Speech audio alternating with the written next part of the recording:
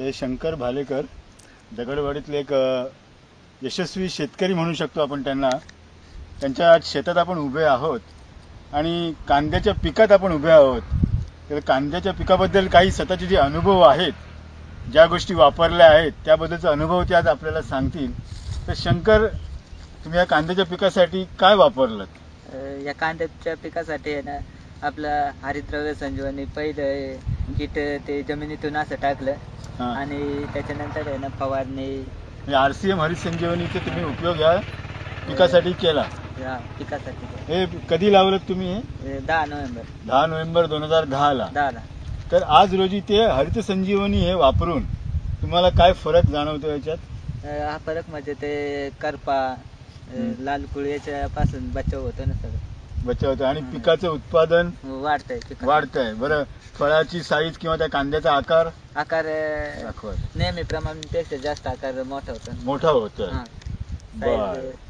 बरं, हे वापरून तुम्ही समाधानी आहात? हा, आहेत समाधान. आधी कुठल्या तुम्ही जिथे ह्या कांद्या अगोदर जी काही शेती केली, कुठली शेती केलीत?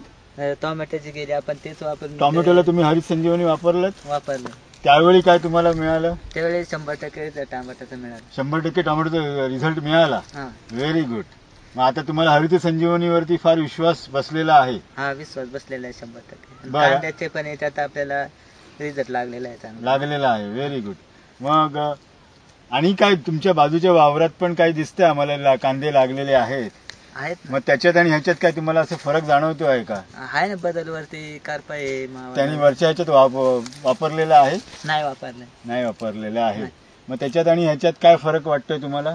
मग ते वरचे हे झालेले आहे ना, पांढरे झाले. वरचे म्हणजे वरचं पीक थोडं हे झालेलं आहे, करपा वगैरे लागून थोडं पिवळं पडलेलं आहे. का तर हरित संजीवनी वापरलं नाही म्हणून? आणि पातळ अशी वाकडी झालेली आहे त्यांची. पातळ वाकडी झालेली आहेत सर.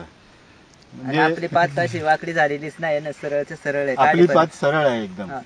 ओके. आणि साईज अशी एकदम मीडियम साईज आहे, मोठी साईज आहे, मोठी झाली, 1 नंबर साईज. अच्छा. मग तुम्ही हे फार खुश आहात ह्यामुळे? हा, म्हणजे चांगला रिझल्ट लागला वातावरणापेक्षा मध्ये ना.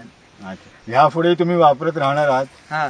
कांद्यानंतर कुठलं पीक घेणार आहात? आता टोमॅटोच घ्यायचं. टोमॅटोला तुम्ही वापराल? आणि एवढे खुश दिसतं म्हणजे टोमॅटोला पीक वापरणार आहात. बरं, मग तुम्हाला असे आजूबाजूला कोणाला सांगायची कधी सांगितलं का तुम्ही? कोणाला सांगितलं ना?